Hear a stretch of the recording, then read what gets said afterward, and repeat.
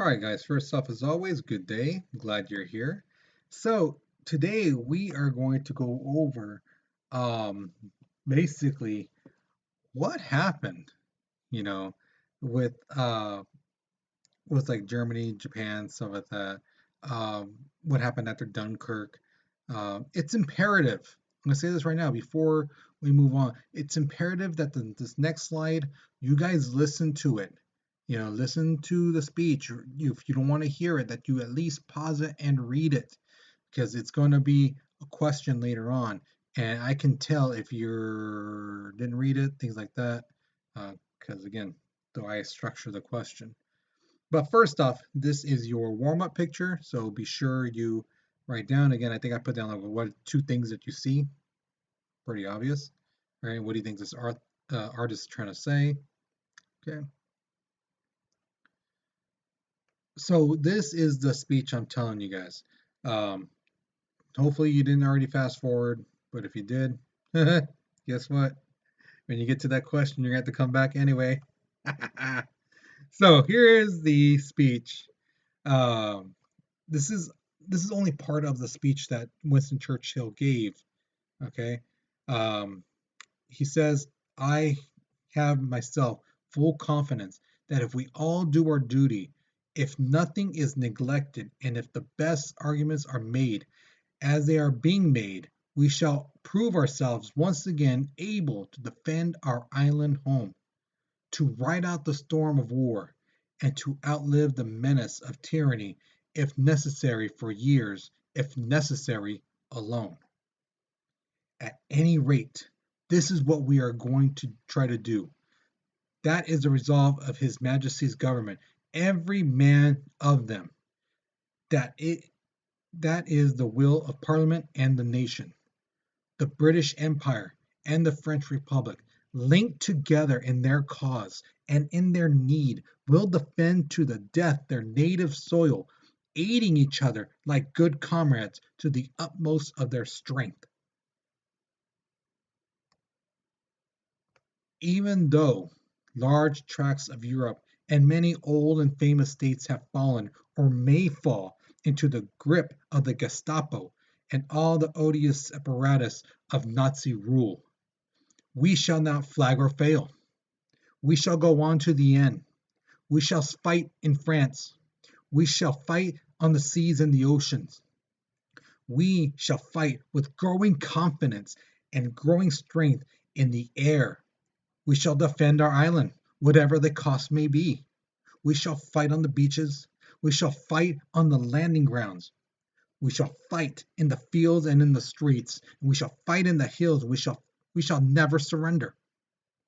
And even if, which I do not for a moment believe, this island, or a large part of it, were subjugated and starving, then our empire beyond the seas, armed and guarded by the British fleet, would carry on the struggle until, in God's good time, the New World, with all its power and might, steps forth to the rescue and the liberation of the Old.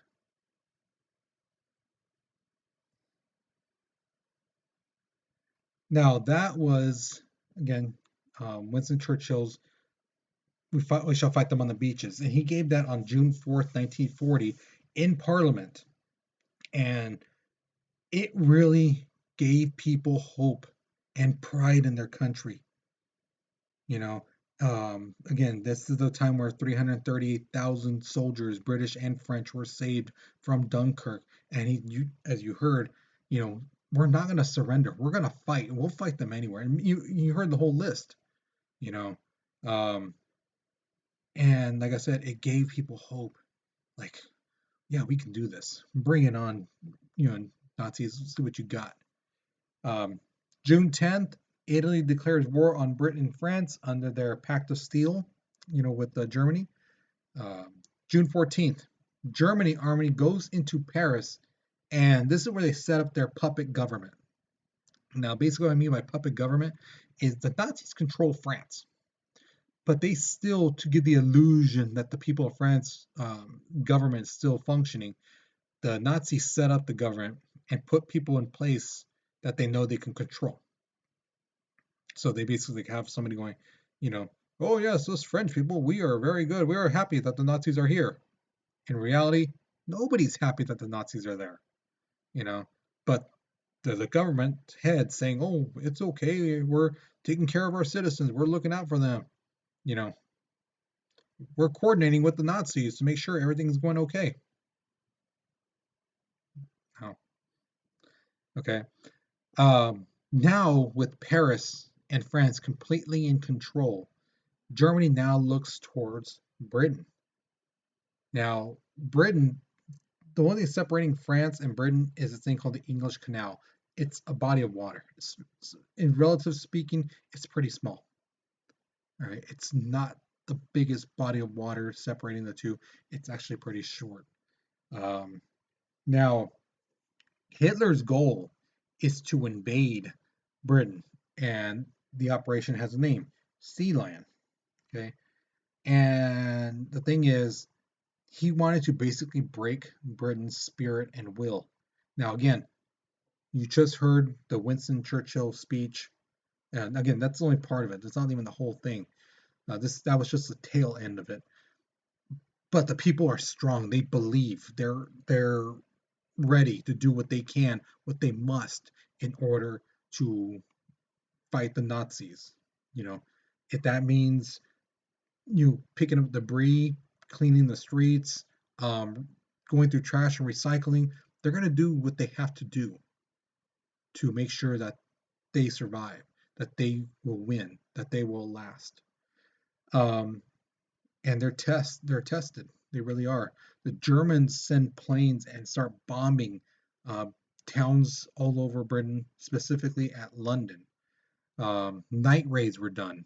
So if you ever seen the movie The Lion, the Witch, and the Wardrobe, at the very very beginning when the kids they hear a siren and they go into this little bunker type of thing in their backyard, that's true. A lot of times people would hear those sirens and then they would try to find shelter. A lot of times, some people went into the subway area because that underground structure is built very strong and it could take bombs. Some people had already, um, bunkers in their own homes, in their backyards. Some people just went straight to the basement, things like that. Um, but yeah, the bombing raids killed people, so many. This is the picture from, I believe that's London. And that back there, that's a church that's shining in the light. But if you look at the buildings on the bottom here, let me move my little picture over. You can see through the windows. You couldn't be able to do that before because that was a building, and now just one wall stands, whereas the other half is demolished. Okay, so this should give you an idea, okay, um, of what it was like for the people back then in London.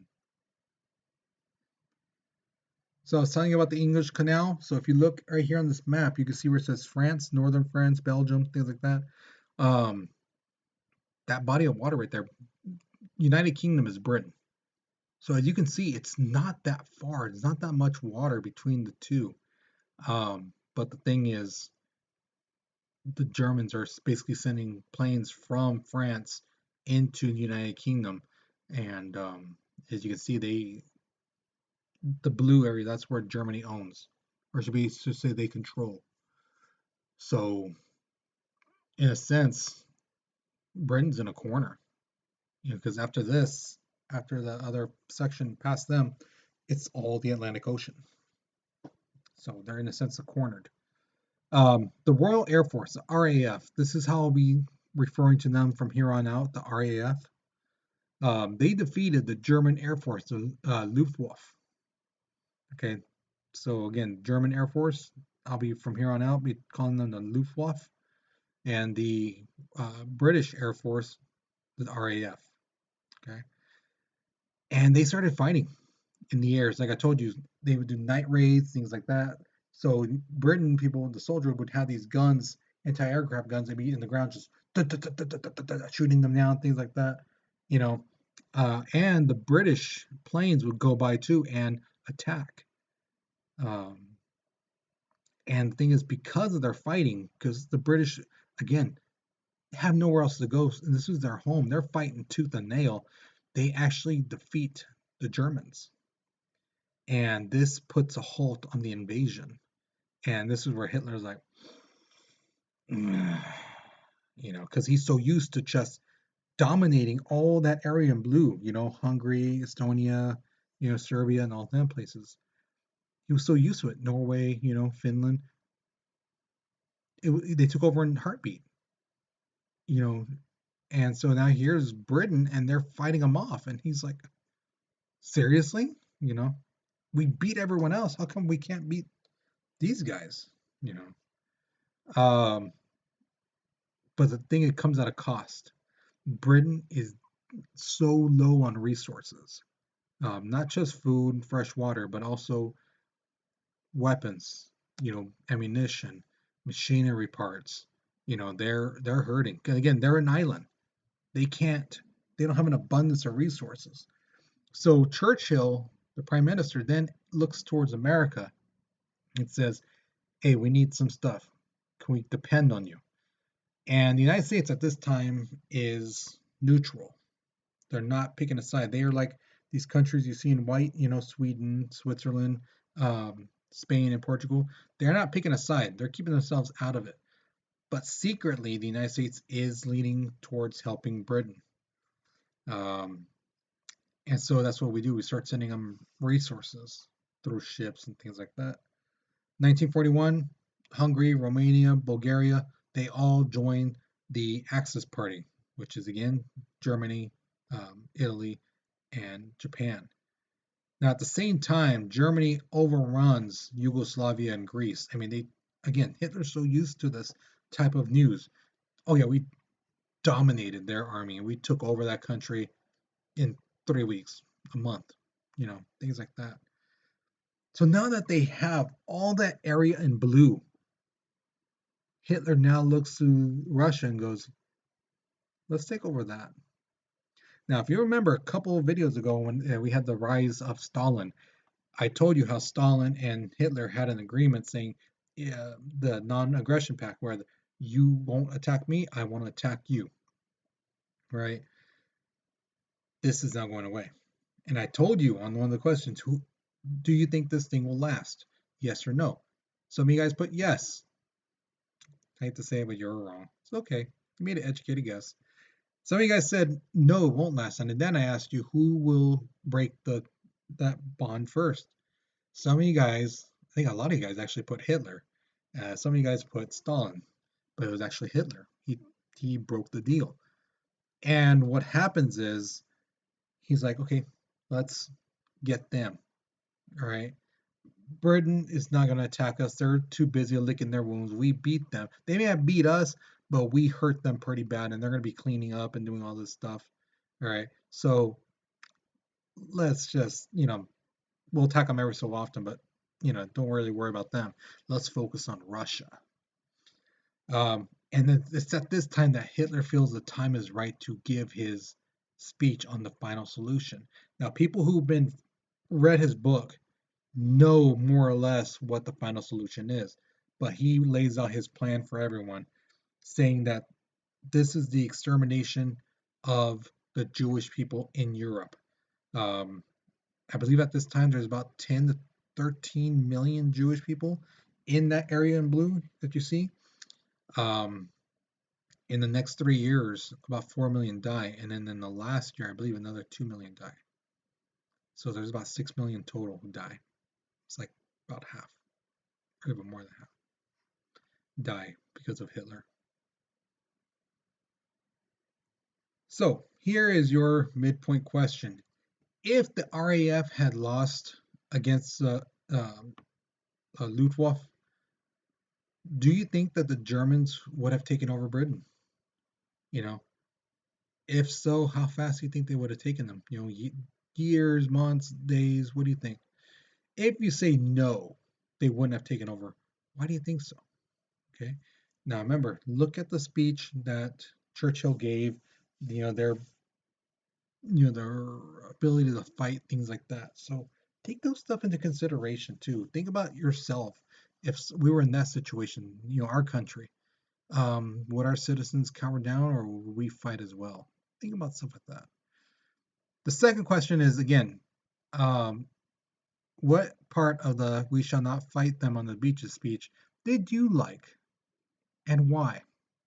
So if you listened to the video, which I'm sure a lot of you guys didn't, you just skip right through it because you're like, there's no notes on here. You just zip right through it.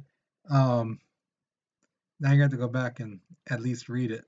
But for those of you guys who did um, stay and listen to it as I went through it, um, what part did you like? So give me a specific quote, or a section, and explain to me why do you like it? Why did that particular part make you feel like, yeah, I like this. Okay. So, June 22nd, 1941, Operation Barbosa begins. This is the plan to take over Russia. Now, here's the thing. This is the truth. Russia had more tanks and more planes than Germany. The problem is they were a lot older and they weren't built as well. Now, remember I told you when Hitler took over, he basically said, you know what? Back in 1933, we need to train our army. We need to make our tanks and planes better. And remember, Germany is known for being great engineers. Okay.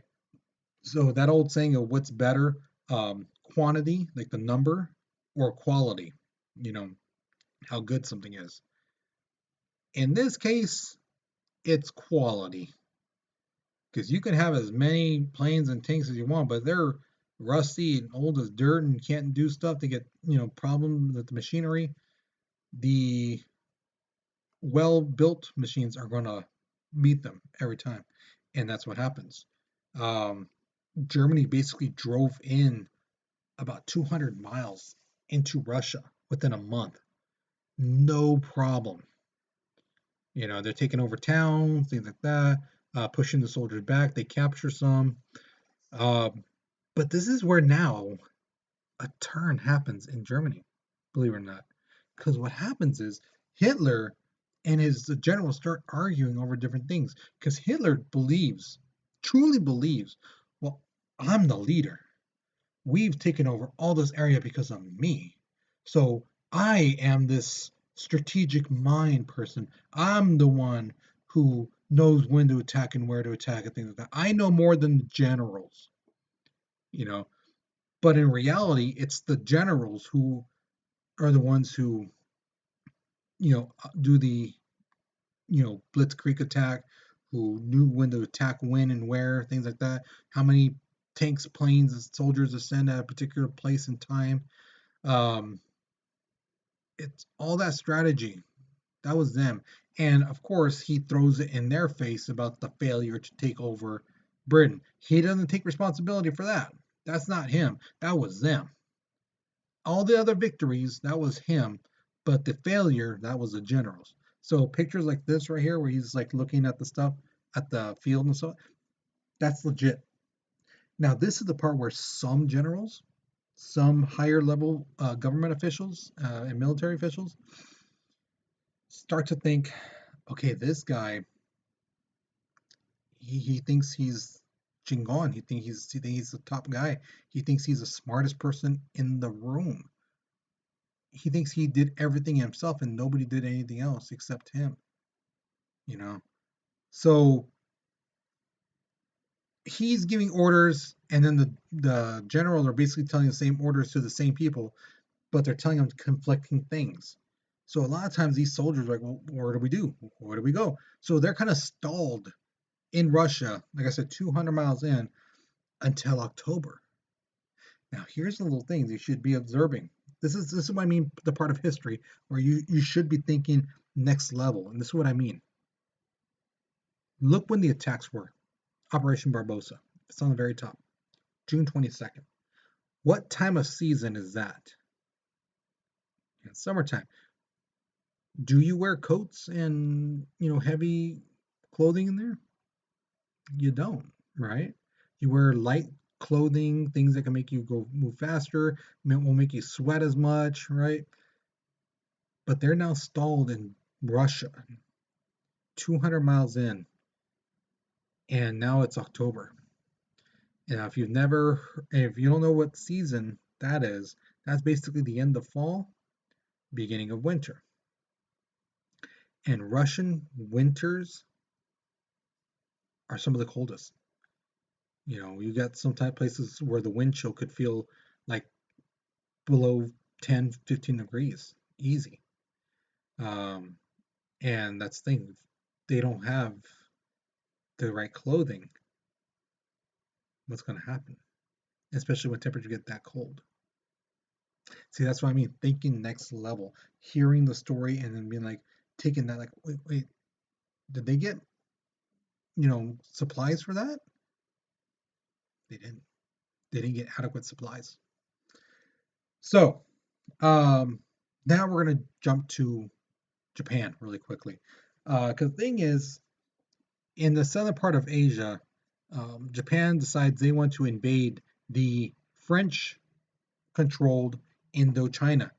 Now, remember, Germany controls France. They have that puppet government. So what happens is Japan's like, hey, they want to invade, but to make it sound like formal, like we were invited, they basically ask the French government, can we take over Indochina? Can we go in there? And of course, the Nazis make the French government say, yes, go ahead, go into our territory in Indochina, take any resources you need, enjoy. Now, legally on paper, it says that the French and let the Japanese in. But anybody with two brain cells can know, no, Nazis control France. Nazis and Japan are allies. Yeah, no, we're not stupid, you know. The other thing was US and Britain had soldiers nearby. We, the United States, had soldiers in the Philippines. Britain had soldiers in Singapore. So what happened as a way to kind of stop them, the United States and Britain um, basically embargoes their goods. So things that are supposed to be going into their country is being stopped. So now they're being cut off of resources. In response, Japan invades Malaya, and Malaya is controlled by Britain, but that's where we, the United States, get our tin, rubber, and rice. So they're hurting both places with one spot. The US then retaliates by cutting off their oil supply. Now we control, I think it was 70% of their total oil. At that time, Japan only had 3 years reserves of worth of oil. Now that's just standard time. That's not even during the war. If Japan went full force into the war, um, oiling and giving gasoline for their ships, boats, um, planes, things like that, then that reserve goes from 3 years to less than 1 year. Now, what happens is Japan says, okay, hey, United States, let's talk about this. You know, let's talk about this whole situation. Let's come to a peace agreement. The United States says, okay. Now, December 7th, Sunday, December 7th, 1941, um, this is where truly things turn for the United States. 6 a.m. Hawaiian time, Japanese submarine periscope, the little thing looking up from the water, it's seen like 100 or so miles outside of Hawaii. Okay, 7:30 that same day, peace talks is officially cut off by Japan, basically saying, "Hey, no more talking, no more peace talks," and in fact, um, we're going to attack. There's going to be an attack coming. Nobody knows where. Now, some government officials think, oh, see this map right here up on top where all the arrows are coming out of? That's Japan. They're thinking, okay, it's going to be somewhere near Japan. It has to be. Little do they know that ships have been on the way to Hawaii for some time. And at 7:55 in the morning, the attack on Pearl Harbor begins. Now, again, like I said, this is Sunday, right before 8, a lot of our soldiers, excuse me, were sleeping. Some were barely getting up, taking a shower, getting a shave, um, getting ready to do their patrols. And then the Germans attack, or sorry, the Japanese attack. The thing is, if you watch the movie Pearl Harbor, don't watch the love story. That part sucks. That's like an hour wasted of your life right there. But the attack on scene is almost spot perfect. They flew low to hide under the radar. They flew so low that people, average citizens, there could see the red dot on the plane. All right. They flew low to avoid radar, but some radar did pick them up. The problem was the United States military in Pearl Harbor was actually expecting planes to show up from California. So they thought that was them. They're like, oh, well, they're here early. Wow, cool. You know, but in reality, it was the Japanese. Japan's captain, his last name was Fushida. This guy basically notices, okay, we caught them by surprise. They're not. There's no planes to fight us. It doesn't look like they're in any type of defensive position. So then he breaks radio silence and gives the order to attack, which was Tora, Tora, Tora, Tiger, Tiger, Tiger. And then they attack. 353 total Japanese planes attack. That's in 2 waves. There's actually supposed to be a third, but the Japanese general guy called it off because he was such a believer in the Sun Tzu's um, Art of War, where it says basically surprise attack is everything. If you catch your enemy off guard, you are good. You're good to go. Um, the thing is, by the time the third wave was about to come through, he's like, no, we're already attacked. They're already expecting us. So no, hold back on the third wave. So it could have been worse. 29 of their ships were shot down by us. Um, the U.S. lost nearly 100 ships. Some were sunk, some were so damaged, some were damaged significantly, but 3 battleships were destroyed: the Oklahoma, the Utah, and the Arizona. The Arizona was one of the most famous because it was so big, and there were so many soldiers in there who died. Um, I believe it's like something like 1,100 and some soldiers who were trapped and died in the Arizona. And to the point where when it sank for years, oil would still come up to the surface from the ship. Um, Now, the attack lasted about 2 hours. Uh, in total, 2,404 people, that's military and civilians, were killed. This was the biggest amount of U.S. citizens killed in one incident up until September 11th. Okay. Um, Now, at this same time that Pearl Harbor was being attacked, Guam, Midway, and Wake Island were all being attacked. The next day, FDR is giving a speech um, asking Congress to declare war on Japan. But before he did that, Japan attacked Hong Kong, the Philippines, and Singapore. So they basically attacked 7 places within a, you know, kind of like 24, 48-hour range. Um, and in a nutshell, guys, all these places, except for Pearl Harbor, were taken over by December 26th. So again, Guam, Midway, Wake Island, Hong Kong, Singapore, and the Philippines were taken over a month, within a month by Japan. Now on that map right there shows you where the planes were supposed to go, the battleships, things like that. So my question to you is this: if you were the Japanese general, would you attack 7 places at once, or would you attack differently?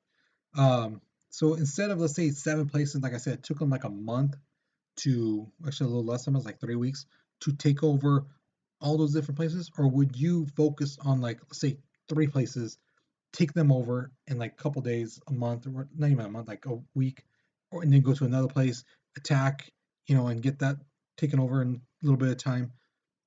How would you do it? How would you do it if you were the general? Would you do what they did?